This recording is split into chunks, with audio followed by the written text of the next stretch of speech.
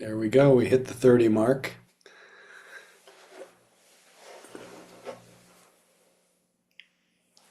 So as always, want to welcome you to Mission Dharma, where our mission is Dharma, truth,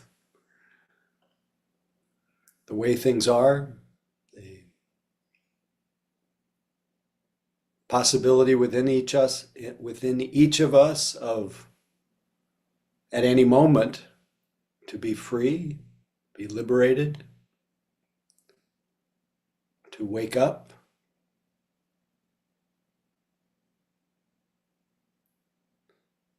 And seems like an important message in the middle of what can feel like a very strange and stressful life and world, where it would seem that our freedom, our happiness would depend on circumstances. But it is in the teachings and in many people's direct experience that freedom, peace, stillness has not so much to do with what's happening in the world. It has everything to do with how it is that we meet this world, how we relate to it. Whether we are in contention with the world, fighting with it, or whether we're sitting in the middle of it with wisdom and love. So our practice week after week, day after day, minute after minute is returning to the natural peace and ease that is the peace and ease of our nature, and then supporting that unconditional peace with the cultivation of conditions that lead to more well-being. Cultivation of the conditions that lead to the abandonment of the causes of stress in our own minds, moment by moment. And where it all begins is, and what we focus on together is the simple, what Suzuki Roshi calls the ultimate fact, that you are aware here.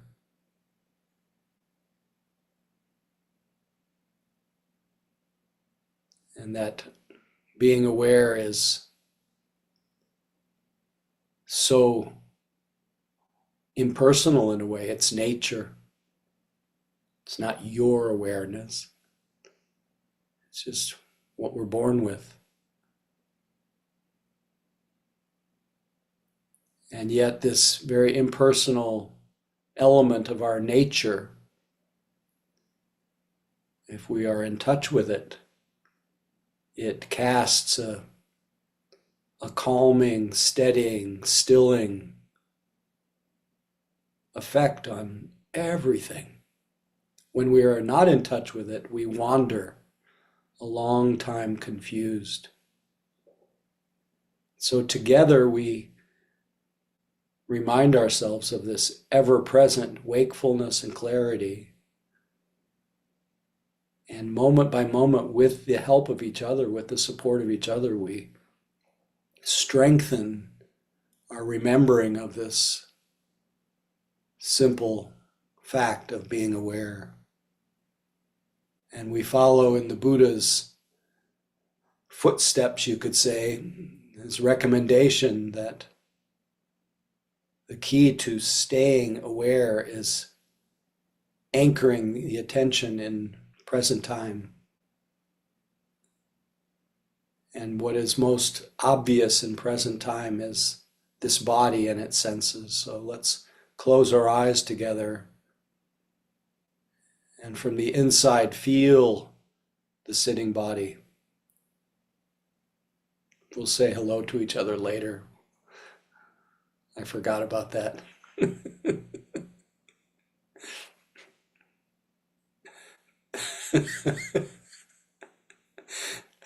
Oh, got carried away with ever-present wakefulness and clarity. So once you're here, feeling the body, feeling the effects of being together, just feeling the touch of the eyelids,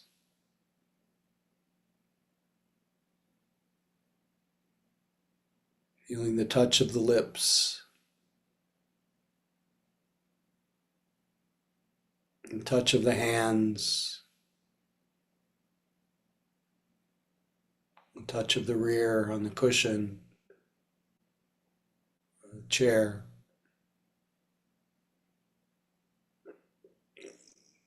Just noticing how our attention naturally descends through our body, our awareness saturating our body with a kindness, and care, and curiosity. And this body, with its senses, fills our awareness, occupying the full breadth of our attention.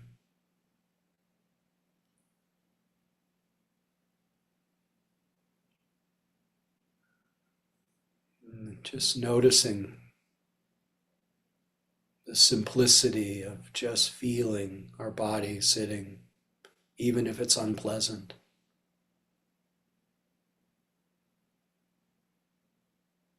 Just noticing how quickly our mind empties of its dreamscapes and fills itself with this simple feeling of sitting.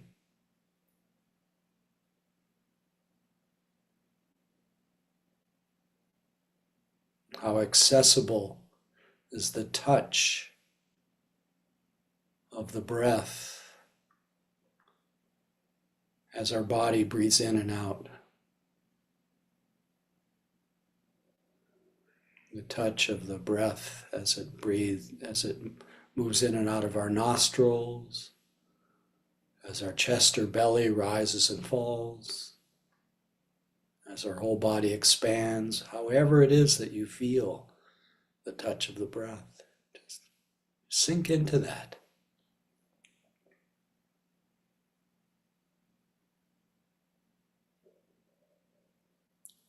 Come out of the tangle of imagination into a direct experience of this unfolding present.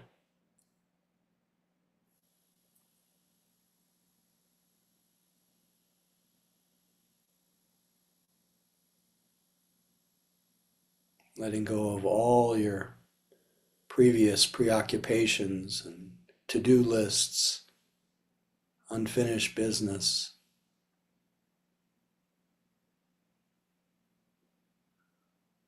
The past has passed at this point, and the future is just a dream. There's just this.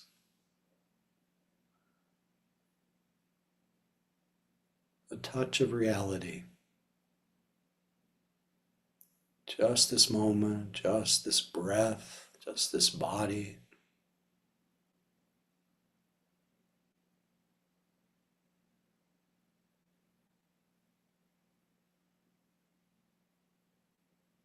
Just enjoying nature as it expresses itself in this body.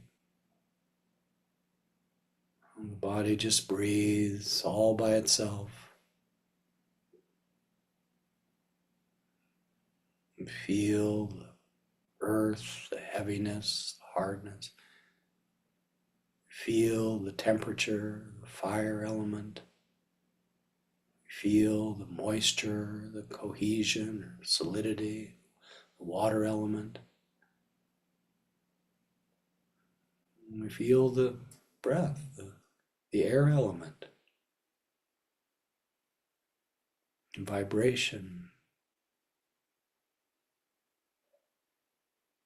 wind if you're sitting outside.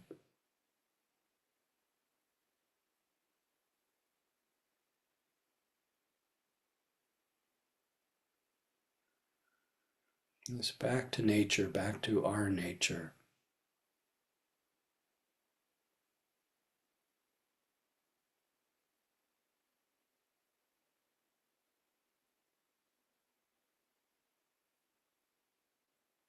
Secluded in this body-mind, alone, together with each other.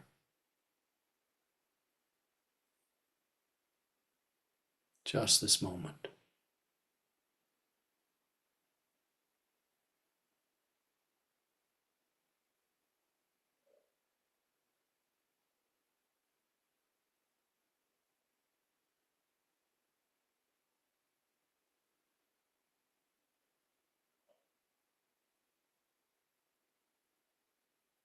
Staying here as long as we can. Present, awake, but even if you get lost in thought, that moment that you recognize it is a moment of being back in present time. And then utilizing our body to call us here to the touch of nature. Just this moment.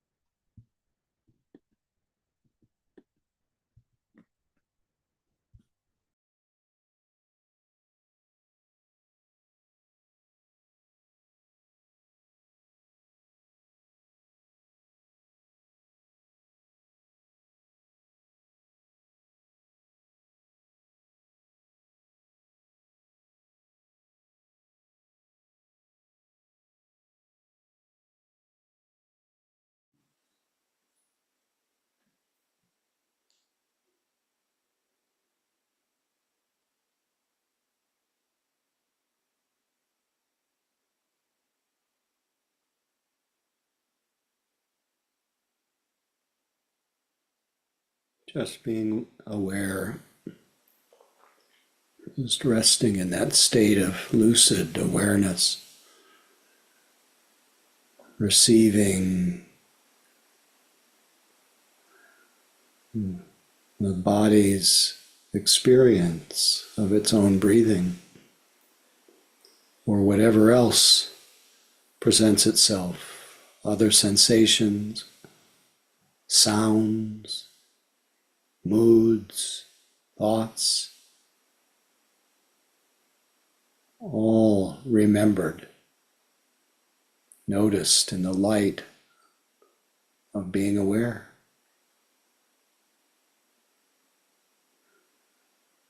Awareness is impartial, it welcomes everything.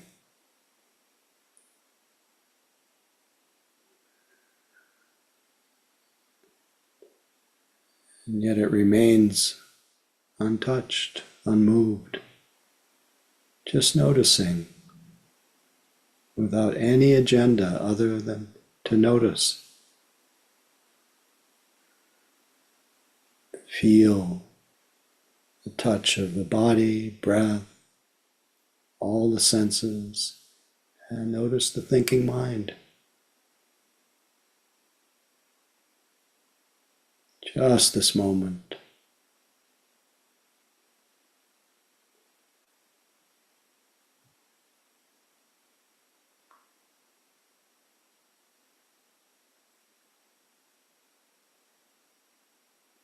Just aware. Minus the word.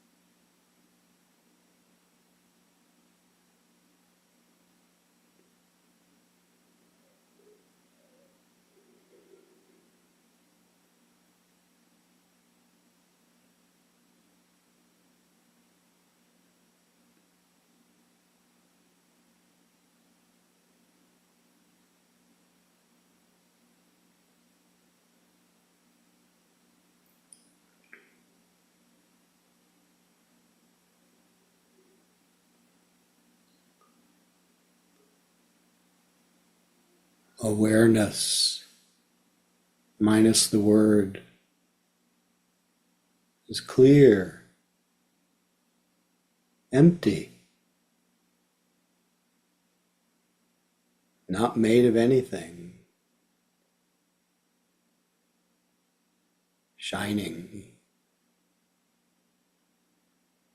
That all experience is known.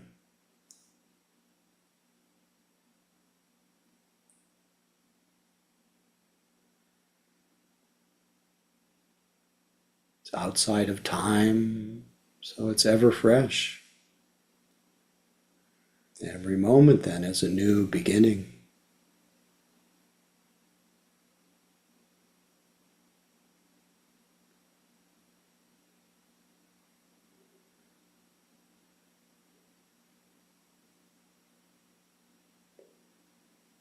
This returning to this ever-present wakefulness and clarity,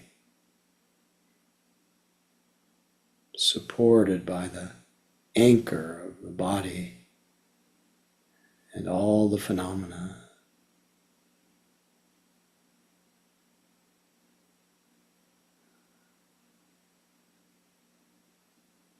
Just this moment.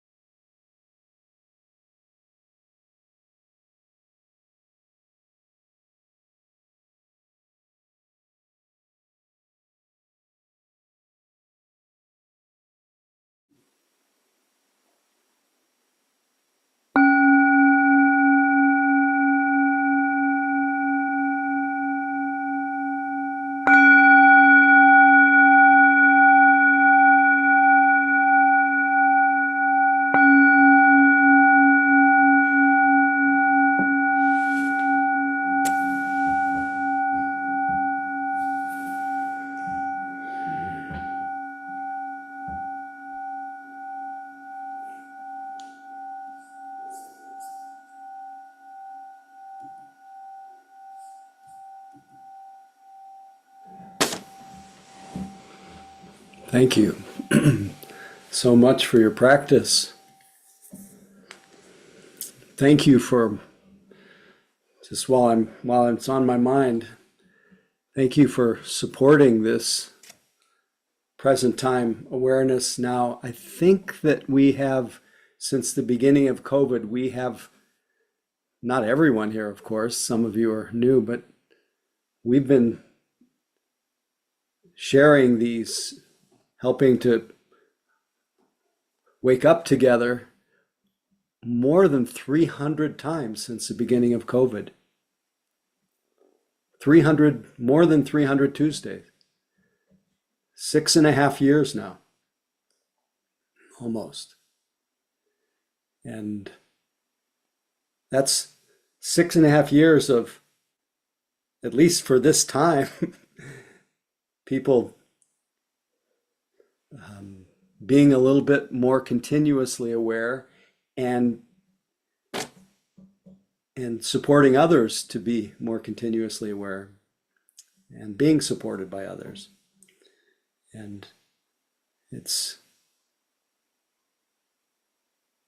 this, what we awaken to, as you may have gotten the sense during the sitting and, every week, what we awaken to is what's always already here, available in us, as us.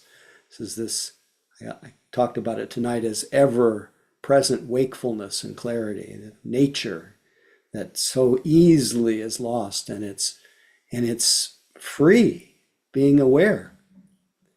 And when it's more continuous, it tends to make our life more simple, because we don't find the complications when we're aware.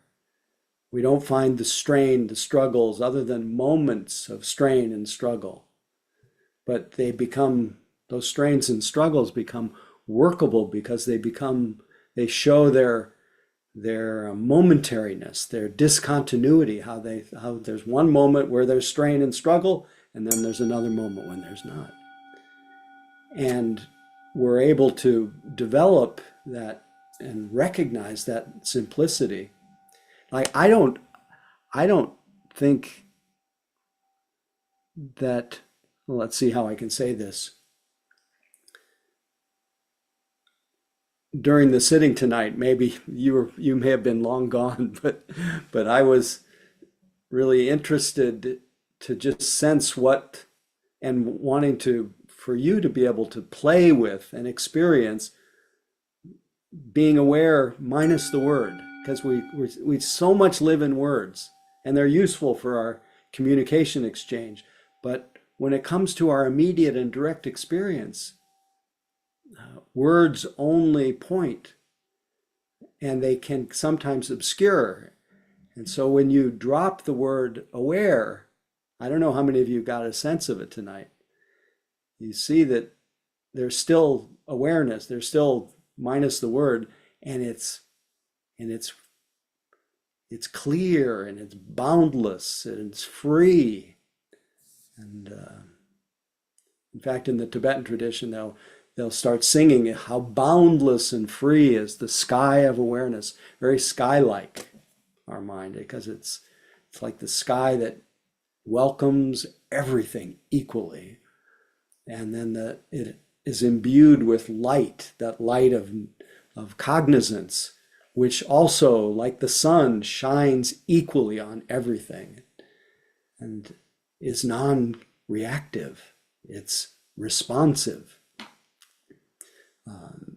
And the only way that one can know whether this is so is to practice together over many, many years, and just explore that pointing that the Buddha did, that realization that he had after After, in fact, the way he said it, through many births in his mind, going, spinning, spinning, through many births in the wandering on, I ran,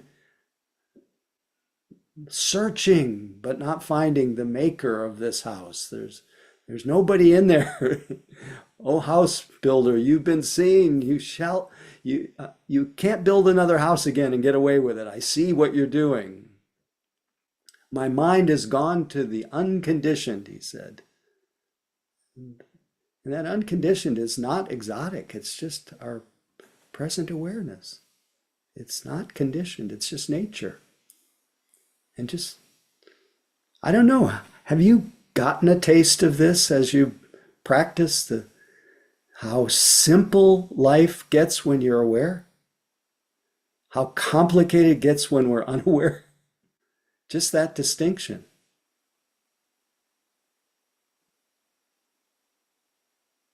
Anyway, this is the one thing about being online. It's kind of dead space unless I hear from you. So I thought that maybe tonight, as a fun experiment, and this all came to me during the, because I forgot for us to do the forgot to do the introductions. For some reason, my microphone is having some issues. Anyway, I forgot to do the introduction. So I thought that we would introduce ourselves now and just say our name, where we're calling in from, and maybe say one thing that you've gotten from either 6 years of being online or a few weeks or maybe nothing. But you don't have to say anything, but just curious.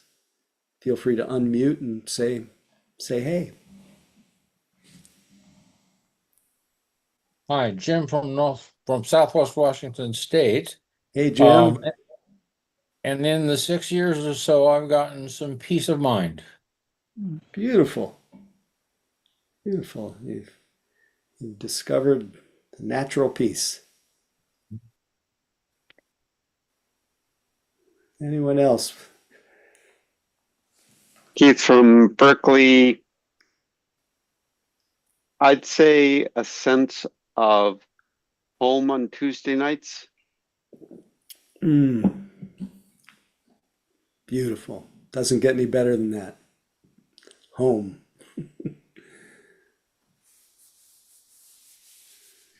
Yeah, sweet. I can feel your heart. Laura from Maryland. And Hey, Laura. hey. And in these 6 years, I would say that I have just grown more confident that I can always take refuge in the Buddha, the Dharma, and the Sangha. Having this be here on Tuesday for over 6 years has really just helped solidify that. So thank you so much. Thank you. Thank you. Thank you. Refuge. I'm Jean Marie Hey, calling. Jean Jean Marie Marie. Permarin. Oh, I thought that was you. But I'm on From a British laptop Columbia. tonight, and the pictures are very tiny. So anyway, And thrilled to see Refuge. you. Yes, you too. You too. Thank you for being here and doing this. So I'm a newbie, but even if I'm not here on Tuesdays, I know you are here, this group, and Refuge. That is really soothing and a stillness that I carry with me, and I know that I can come and be here when I can, and I really appreciate it. Thank you. Anytime. See you soon in person, I hope so. the end of June. Oh, good. Yeah, I'll be here. Great. Howard from Roberts Creek, BC. 7 years, a Dharma baby by my own consideration, somewhat less confused than priorly. Great. Somewhat less confused. Beautiful. Mhm. Mary, you had your hand up. Don't be bashful. Yeah, I well, one of the things that's really special is you used to come here and give a little retreat in Santa Barbara. And For I many liked you years. so much as a teacher, but then you weren't here for, yeah, you weren't here for a while. And during the pandemic, I found that I could still study with you with this group on Tuesday nights and, sometimes other things. And that was just a great gift.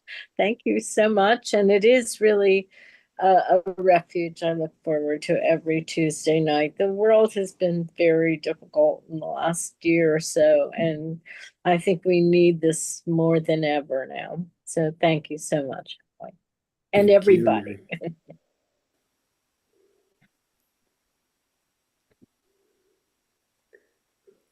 You're I'm just, Ajala. So go ahead. heck, go right in. Just from Ajala from San Francisco, and I feel I've gotten more consistency with the Zoom because it's easier for me to come than when it was in person. Well, glad to see you week after week. David from Burlingame. I'm an old timer at this point, but I think over the years of my practice, I just have many more moments of being in the moment, and I'm just really aware of that in the last couple of years. And as others have said, it really is a refuge to be able to join you guys. Great, Thank great you. to have you. Catherine from San Francisco. Wait, And your oh, you microphone can't is hear not me? Okay, hold on. Let me fix it. Oh, that's weird. We'll It have may a just pause be the together. volume is down. Is that any better? I hear you. We can just Better? barely hear you. Oh. You're very clear, but you're just quiet. Okay, I'll fix it. Someone else should go. That's okay. I can hear you now very well. Okay. I discovered online Sangha during the pandemic, and it became an incredible refuge. I mean, not only Mission Dharma, but other online Sanghas. I think was going to online Sanghas every night. And at first, I really, really missed Mission Dharma in person because of the quality of just being in a very large space with a lot of people and the quality of silence and the sharing. But I have come to feel so connected to this Sangha, even though we meet only online.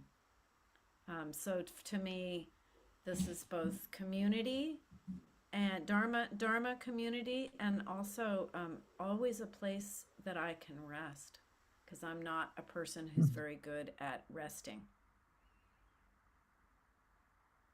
Yes, you have to have on your refrigerator the words of Noshul Ken Rinpoche.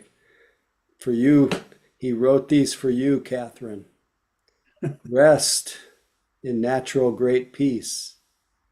This exhausted mind, beaten helpless by karma and neurotic thought, like the relentless fury of the pounding waves in the infinite ocean of samsara, rest in natural great peace. So, Whose words are those? it's Noshul, a Tibetan teacher named Nyoshul Ken Rinpoche. Okay. No longer alive, but wonderful teacher.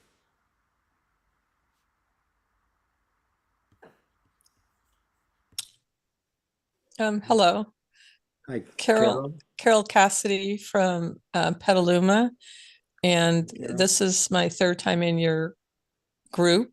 First, I really enjoyed last Tuesday. It was the second time, a long ways after the first time anyway. And I just felt such a sense of peacefulness and appreciation last Tuesday night after doing the meditation, because I haven't gotten to sit for 45 minutes and have that peace, and really, really enjoyed it. Plus, I really enjoyed your Saturday workshop, that Spirit Rock. So thank you. You were on Saturday. Oh, great. Yeah, that was really good. Glad you made it. Yeah. Yeah, it was a lovely day being out at the land. Anyway, happy to have you here, Carol. Welcome.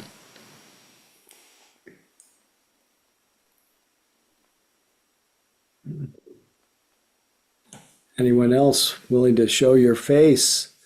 So many people off camera tonight. You don't have to, no pressure.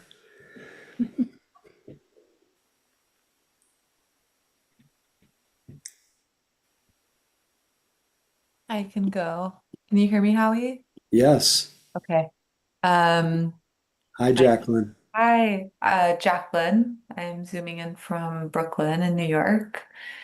Um, I've only been sitting on this Tuesday night Zoom since February, so it hasn't been that long, but I think just feeling emotional thinking about my practice at large, which like started like right before the pandemic. Mm. Just feeling like so, yeah, I don't have words, just so grateful. Yeah, it feels like home.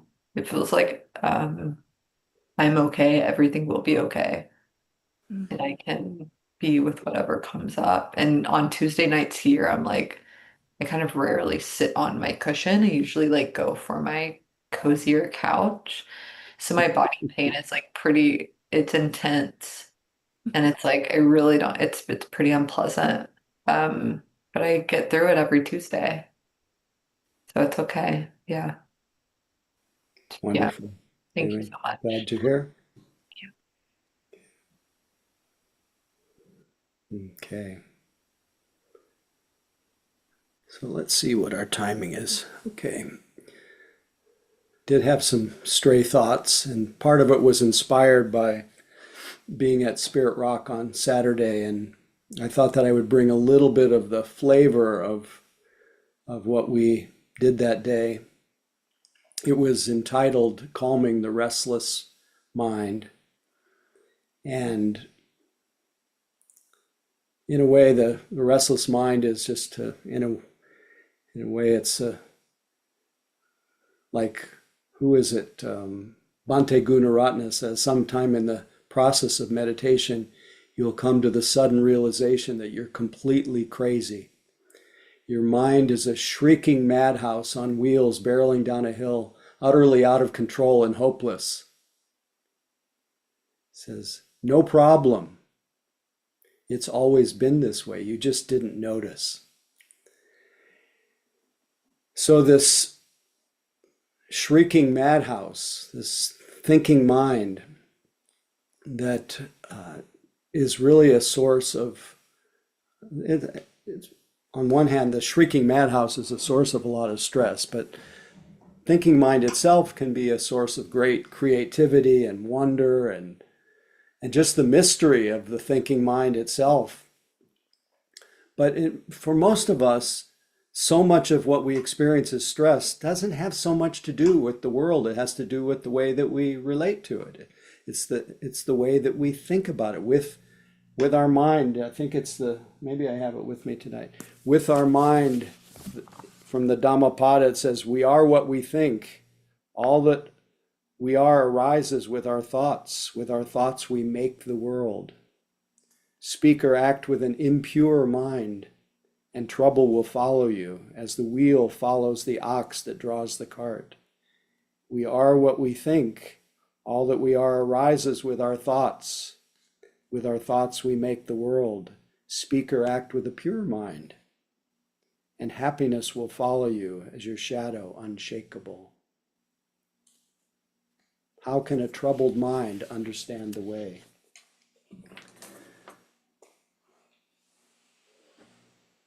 So I'm really struck with how much we can be just inundated with thinking. And when really a thought or our thinking there's really not much to it. Thoughts are utterly vaporous, they're empty, they're insubstantial. You can't find them when you look for them. Yet they torment us mercilessly if we fight with them, struggle with them, get lost in them, believe them, get identified with them. They lead to all manner of torment. And yet, when we're noticing a thought, or when we are just aware and there's a moment where there is no thought, it's just aware, like I'm just aware of you right now. There is it's in a way, this may sound kind of extreme to say, all struggles end. In fact, the only way that I can know struggle is if I consult my thoughts and memories. But I don't find it when I'm aware. And when I'm aware, I don't have to do anything about anything. And as I say every Tuesday, I don't have to undo anything. I don't have to fix anything. I don't have to figure anything out. I don't have to work through anything. In that moment of awareness, it's nature, it's so impersonal, but it's so profound in its impact. Just being aware. And it's so accessible. It follows us nearer than our breath. It is so close at hand that we'd miss it.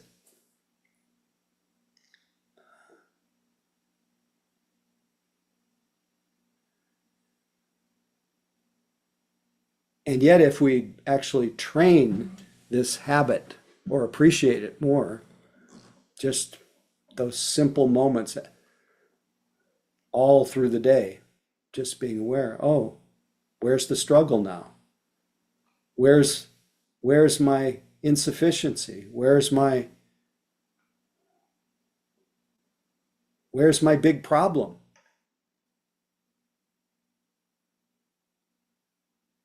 I've often read, I think, words of one of my teachers, H.W.L. Punja. He says, you need your thoughts, you need the past and thoughts to suffer. You don't need anything to be free. The boulders of the past rest on your chest and impede your life and freedom.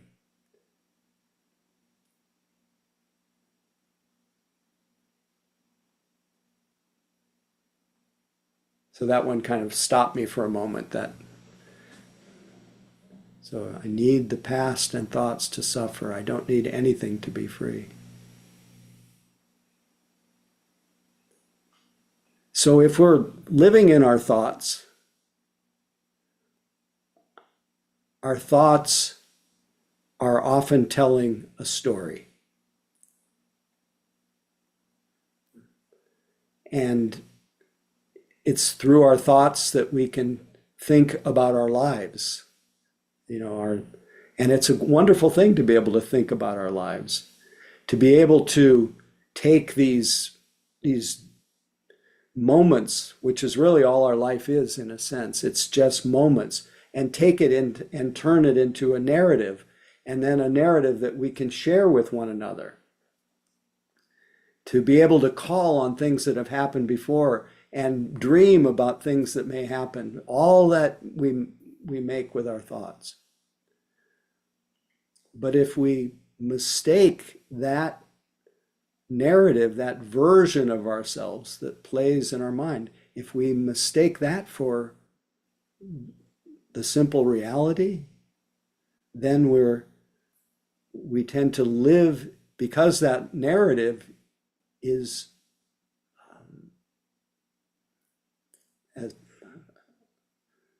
it's a narrative that of somebody. This is the way I like to talk about it. Many people will speak about it differently. It's a narrative, it's a story of somebody. Remember, it's just a story. It's a great story. And it's historical. And that's interesting. History is really interesting. It's a story of the way it works in narrative form of somebody. We never find that somebody here other than just the feeling of being here fully ourselves. But that story is somebody that's come from the past and is passing through the present on our way to the future. And that somebody wants to be somebody. You know that funny little poem, everybody wants to be somebody. Nobody wants to be nobody. But if that somebody could just be nobody, that nobody would really be somebody. Anyway, it's overused, but fun. But that narrative of somebody who wants to become more somebody, good, better, measuring, comparing, evaluating, judging, rehearsing, planning, remembering. And that person that is described in that story doesn't really exist. It's a narrative version. What really exists, who really exists, is you now.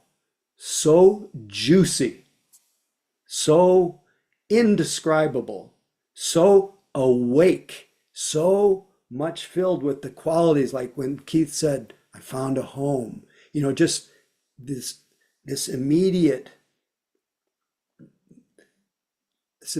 sense of a unique expression of life. You can't even put it in words. So there's this historical version and this version that's bound up in time of going. And then there's the direct experience. And if we lose, I know I repeat this a lot, but if I lose, I'll speak to myself. If I lose the direct experience,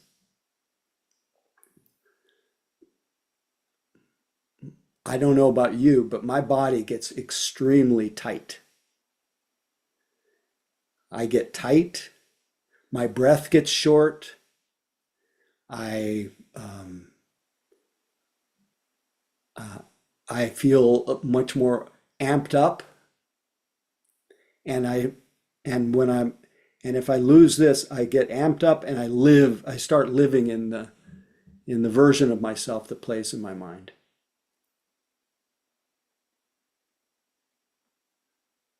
And that's why for me, Tuesday or any kind of practice period, Saturday is I call it stepping out of time, stepping into direct experience.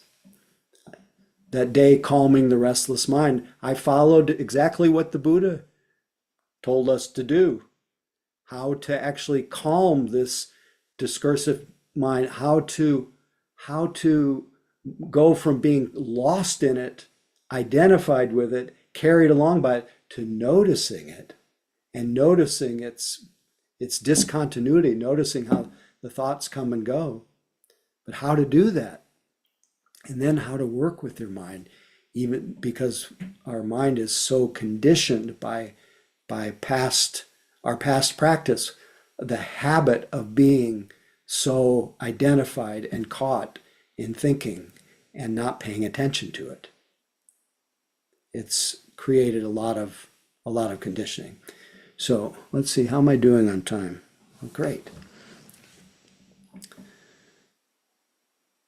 So the Buddha in the Satipatthana Sutta, the teaching where he recommended that, which is the sutra out of which the whole proliferation of mindfulness swept the world, came out of the Mahasatipatthana Sutta, called the Sutra on the Cultivation of the Four Foundations of Mindfulness. The first foundation of mindfulness, what helps us come out of the tangle of being only, pretty much only or mostly identified with our thinking, coming into more of an immediate and direct experience of life. He said, there's one thing that leads to calm, that leads to focus, that leads to a pleasant dwelling in this very life, that leads to the fading away of the defilements, the torments of the mind, that leads to liberation. And all the states that partake of supreme knowledge can reach the fullness of development. What's that one thing? It's mindfulness directed to the body. It's having your attention. Mindfulness is just it's a state of lucid awareness, just being aware. Remember, it doesn't have awareness is just nature, but it's being aware, anchored in the body. So simple, but so challenging because we tend to just be carried along by that stream of distress. So we wake up. How do we wake up? Just put your mind and your body together. Feel it. Don't look for anything but this.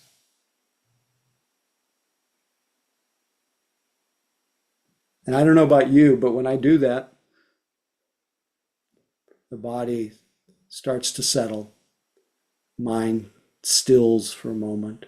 It's momentary. I feel alive. Feel a little bit less, just a little bit less in that moment of feeling this body, a little bit less like I want to be somewhere else. My mind is a little less frog-like, if you put the frog on the center of the plate, it jumps out. A little less frog-like. Become really interested in the feeling of being alive, not just the story of being alive and how long my life will be and how I'm aging, and that's body identity. That's a story of the body in a way, but in direct experience, it's just alive, full. And then the second thing that the Buddha described as a support for being able to calm down is to notice the feeling tones of what's present, the pleasant feeling tone that accompanies some experience, and to be able to feel it, feel the pleasantness and the unpleasantness when it's unpleasant. And when it's neither pleasant or unpleasant, feel that too. Why is that so important? Because when it's pleasant and it goes unnoticed, our conditioned reaction is for there to be in the moment of experiencing something pleasant, for there to be a little flinch in our mind of liking. And that flinch creates a little tension. And then that liking is usually followed by wanting. And that wanting is followed by craving. And before you know it, there's pressure building. And that pressure releases through discursive thinking. I've told the story, I know, at Mission Dharma and other retreats about being comfortably in bed, 10:30 one night, 20th and Dolores Street in San Francisco. And the thought of an ice cream cone from the famous ice cream parlor Double Rainbow came into my mind. And I was not particularly, when the mind is tired, it's a little bit less skilled at tracking what's the presently arising experience. I didn't pick up on the pleasantness of it. I didn't pick it up until many steps along the chain, so much so that there was a huge craving that took me out of bed, clothes on, down the stairs, into the car, up to 24th Street and Noe, where the Double Rainbow ice cream store was. Got an ice cream, satisfied the desire. I was literally born into that lifetime of searching, and we do that 1,000 times a day and all through our life. I ate the ice cream thinking, the trance of wanting is that you think that you have to have that object in order to find relief. And I, sure enough, that moment I had that ice cream, I went, whew. But then I looked around and it was kind of a drizzly night. I was in the middle of sitting on the sidewalk. The experience had passed. I felt kind of embarrassed. That lifetime had passed. And I'd literally just been dragged along by the wanting mind, all in reaction to a moment of what's called Vedana, pleasant Vedana, pleasant feeling of thinking of a double rainbow ice cream. Had I just let the feeling roll over me, met it with mindful attention, that whole chain of causality would have been cut. And I could have just enjoyed that moment, seen, in fact, in the joy of seeing the arising and passing of it. But I became entranced, and we do this again and again and again. And I could spend a month just telling stories of having been seduced by the wanting mind.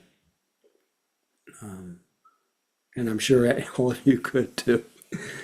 But anyway, so it's really helpful if you notice the pleasant and the unpleasant, especially the unpleasant these days, because the unpleasant leads to not liking, and then not liking leads to aversion. And before you know it, you have the poles changing. You have hate building. You have ill will growing in our minds, and then you see it collectively when everyone is feeling such strong aversion. And if we could navigate the feeling of unpleasant and just felt that experience, we'd actually save some of our energy to do something for our world, instead of being pissed off half the time and dysregulated and overwhelmed, when it all starts with unpleasant. Anyway, so second foundation, I've got a few more. The next is knowing when your mind, because we don't always catch it at the moment of pleasant and unpleasant, neither pleasant. Knowing when your mind is in a state of grasping. That moment is also when you want something. If you could just turn the attention on that. No desire can survive the loosening effect of being aware. It just loosens everything, makes everything workable. And in any case, it becomes very simple. It just becomes wanting. The objects are endless. The wanting, you just see the same old story, repeating in different flavors. And the experience aversion, the stories of what we like and what we don't like, they're endless. But we can feel aversion. And aversion, the one that knows aversion is not averse. Awareness of desire is not desiring. Awareness is free. So the more we can just have that simple awareness of the real-time experience of grasping and aversion, the more simple and happy we get.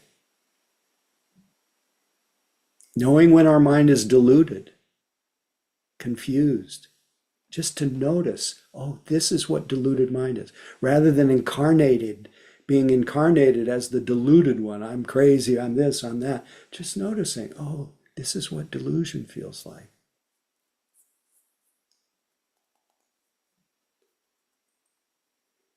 And then noticing, that's the third foundation, mindfulness of the mind.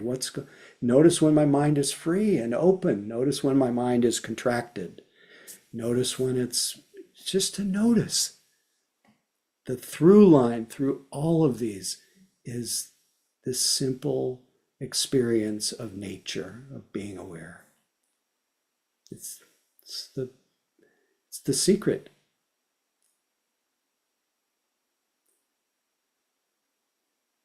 And then part of being aware is noticing which of the habits of mind, the states of mind, are tormenting and are hard to bear, and then learning how to cultivate the opposite, like especially greed, or practicing generosity. Instead of hatred, love. Instead of delusion, clarity. So seeing which states are depriving us of a sense of well-being and which ones enhance our sense of well-being, and then following that. Anyway, I only got halfway through. My intention was to how to work with thoughts when they're completely difficult to bear, but that's all the time we have tonight. And I have some really important announcements, so don't go away. This is most important. And then I think Catherine may have some announcements too. My announcement is that I have to give you a little background. I don't know, most of you know our fearless leader for many, many years, Mary Davis. Without Mary Davis, we would not have this Sangha. She has kept us cooking afloat, has cared for us, has loved us. Completely volunteer, offers to send out that bulletin every week, choreographs the whole thing. It's a beautiful thing. Mary is all heart. And part of Mary's heart doesn't just land on us, but it lands on our furry friends. She is a collector of animals. She's just a lover of beings, of sentient beings. And she has a dog who is often with us, sometimes pops on the screen, and her dog's name is Poppy. And Poppy has recently, because of some kind of extreme cataract thing, has gone blind. And Mary is retired. She's on fixed income and supplements her support in many different ways when she can. She is faced with having the heartbreak of and seeing her wonderful dog Poppy suffer, not being able to see, and would love to be able to. There is an operation that could heal, that could cure the blindness for Poppy. And that operation would cost $8,000, which is no small thing. So personally tonight, I am offering whatever it is that you offer for Donna tonight. I'm offering it to Mary for Poppy. And I'm hoping that you will also offer to Mary, offer to me, to Mary, or any way you want to do it. Just give your heart out. And this is one of the ways that we cultivate the wholesome. This leads to more calm. This leads to more happiness, is being generous. And I would love for Mary to be able to take Poppy on walks, and Poppy being able to not run into things and enjoy the walks. And for Mary not to be burdened with that sad experience of Poppy being blind when it's curable. So please be generous. And you know all the ways you can be generous. And then any other announcements? Catherine, are you still here? Yes, I'm still here. In fact, Mary Davis and Kitty Costello are leading a half-day retreat on Saturday, May 16th from 9 to 1 p.m. It's hybrid. And the information is in the chat, as well as a registration link that is also in our weekly newsletter. Yes. And Howie has some upcoming retreats. Also, all are in the newsletter. One in Tucson, May 2nd and 3rd. That's this weekend. Oh, wow. Details to be determined. A June 20th half-day hybrid. And September 2nd through 7th, the Labor Day Insight Retreat on the land at Spirit Rock. Yes, So and you then can register for that. Following week in Edmonton, and then Prescott, then bunch of things coming up. So in the meantime, May 16th, Mary and Kitty can read about it. I'm also doing an event on the 16th, but I'll talk about that another time. It's actually for the community in Eugene, Oregon. And it will be also online, and I don't know whether it's going to be exclusive or not, but anyway, please support Mary in all ways. And it was great being with you. And please feel free to unmute and say goodnight to each other once you hit that. See you later. Good night, everyone. Thank you, Howie. Bye-bye. Good Pleasure. night. Thank you. Thank you, Howie. Howie. Howie, love to Thank you Mary all. and Yes. Thank Poppy. you. Good night. Night, everyone. Yay, Good Poppy. night, everyone. Thank you so much. Thank you, Good everyone. night. Thank Good night. Thank you. you. Bye. Love to Everyone. Poppy. Everyone. Thank you, Howie. Good night, you, everyone. everyone. Thank you, Thank Howie. you. Great talk. Thank you. Hi, Mary. Thank you. Take care, everybody. Good night. Howie, thank you so much. Oh, he's left. Oh my God. Thanks, everyone.